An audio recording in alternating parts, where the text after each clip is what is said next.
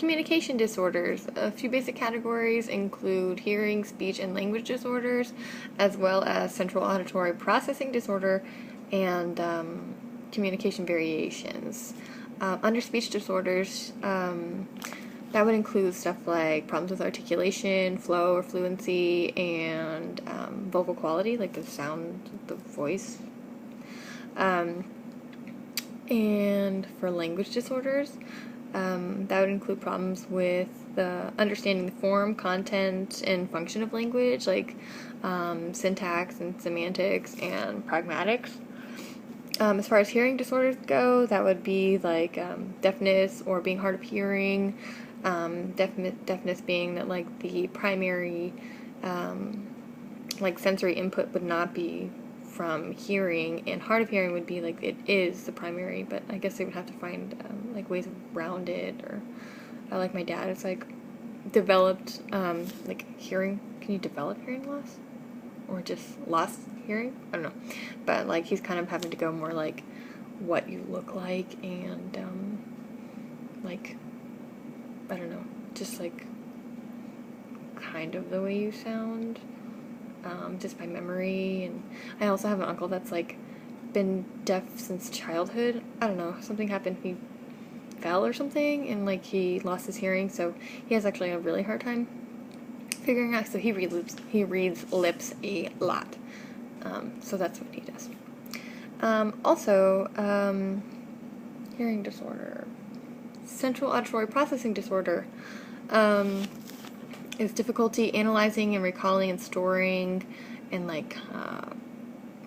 transforming and comprehending information found in language, and is not attributed to hearing or intellectual impairment.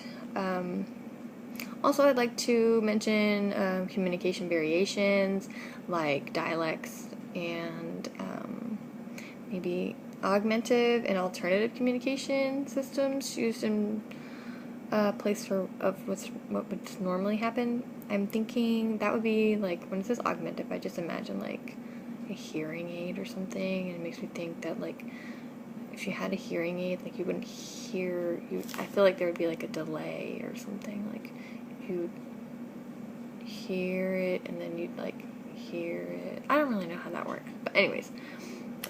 So yeah, I would include something like dialect and augmentative alternative communications under communication variations. So that might contribute to a communication disorder. Anyways, ways to help people or students with communication disorders would be to use active listening, like actually wait and pay attention, and instead of just like assuming you know what you're going to say, let them like say it for practice. Don't overcorrect, and use praise, praise attempts. I wouldn't do that for like an old person. I would be like, good job, Grandpa. But what's appropriate.